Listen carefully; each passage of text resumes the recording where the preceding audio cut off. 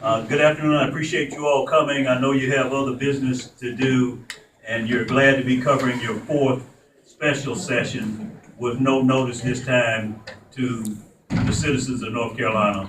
And I'm the Democratic leader in the House of Representatives with my House colleagues from across the state who did not get notice and did not have an opportunity to let their constituents know that we would be here in a special session that also covers any item that folks would want to talk about. I want to first talk about the fact that we came down here for a legitimate reason, a special session to help flood victims in North Carolina and disaster victims in North Carolina. That business has been dispensed with, and we should be going home. We are now on a pure partisan political agenda being executed to nullify the vote of the people of North Carolina in November. And so it should be clear what it is. We should not bite our tongues and look the other way and try to soften up what is going on here. Now, I want to make it clear, situations like this have happened in North Carolina's history. There have been situations where elections have taken place and specific political and other means have been used to nullify the vote of the people. We've had studies on it. There have been international and national responses to it. In the days of 1898, they had something called the Wilmington Riot. And people that know the history of that, folks did not like the vote that was taken in the legislators that were sent from Wilmington to Raleigh, and they decided to basically terrorize the town. In those days, it was by physical violence. We're in a new era today where the vote of the people of North Carolina is sought to be rendered meaningless through by elected officials who are using legislative tactics. This is as serious as it gets in the history of North Carolina. We do not accept, we do not agree with, and we do not feel we should have to tolerate the denigration of the House of Representatives and the value of the vote of the people who voted in this past election, and now the intent is out to nullify that vote through legislative action. No question that most of the action we're going to see is going to end up in the courts. No question that the petition has been filed by all of our members objecting, and we'll be signing on to that petition prepared by Representative Jackson. The people need to know. I want to have a few people give some comments, and first of all, Charles Graham to talk about just the flood relief that we did do while we were up here and the disaster relief, and then we'll have some other members talk about other items that we expect to come up in these bills.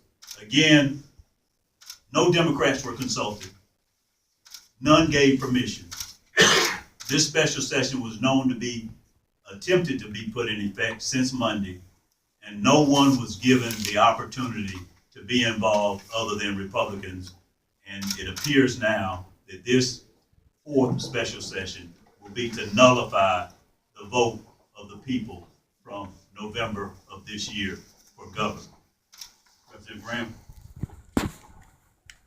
Thank you, Leader Hall. Charles Graham, House 47, Robeson County. Let me just say it's a pleasure to stand united with my colleagues here in the House. And I'm here because I think we came to Raleigh to do something very special for our citizens in North Carolina, and especially my district, Robeson County, which is hardest hit and flooded. Our citizens sent us up here, sent me especially to do their business, to look out for their needs, and look out for their interests. And I've been told today that I can't go home and share with my constituents the good thing that we did in this special session. And I'm being held here for what reason? I don't know. I'm disappointed. We are spending taxpayers' money to be here when we have taxpayers in my district suffering, who are doing without, and potentially spending tax dollars to be here tomorrow when it's not necessary. I am disappointed that we're having to take this step, and my question is for what? My constituents who are suffering, who are hurting, who need hope, need to hear hope, and that's what I'm here to do, and I think we did that. But now we're being held back preventing myself and Representative Pierce and other individuals from going back to their district, sharing the good news with our citizens, our teachers, our children, our parents. It's not necessary, it's uncalled for, and I'll be honest with you, I'm disappointed. Thank you, Mr. Speaker. I appreciate that title. It's not one I've been able to achieve as so, but I do want to make sure we paint this picture so everyone understands. In August of 2016, the federal district court said these districts that you've conducted these elections under for the last 3 years have been unconstitutional. What does that mean? That means whoever was elected from these districts is questionable as to whether they are, in fact, the constitutional representative of the people in those districts, whatever they should be. Now we are here after the 16th, after the Republican governor has lost the election, and now the Republican legislature seeks, knowing full well that the court has ruled those districts unconstitutional, they now seek to nullify the will of the people by stripping away the powers of the governor and the institutions we have. Going to be a violation of the Constitution, that doesn't seem to matter. Violation of the trust of the public, it doesn't seem to matter. Legislating in the dark, it doesn't seem to matter. This is a partisan political grab.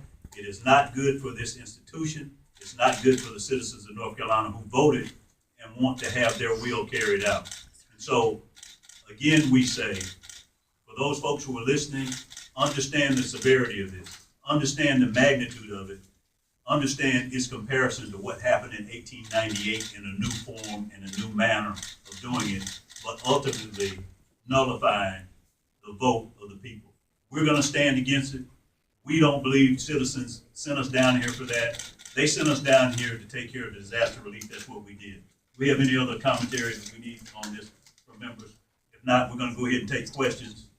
Yes, sir. Identify yourself and tell us what your question is. Paul Willis from Inuit. Do you know what they're going to, or what they're planning on doing, the Republicans?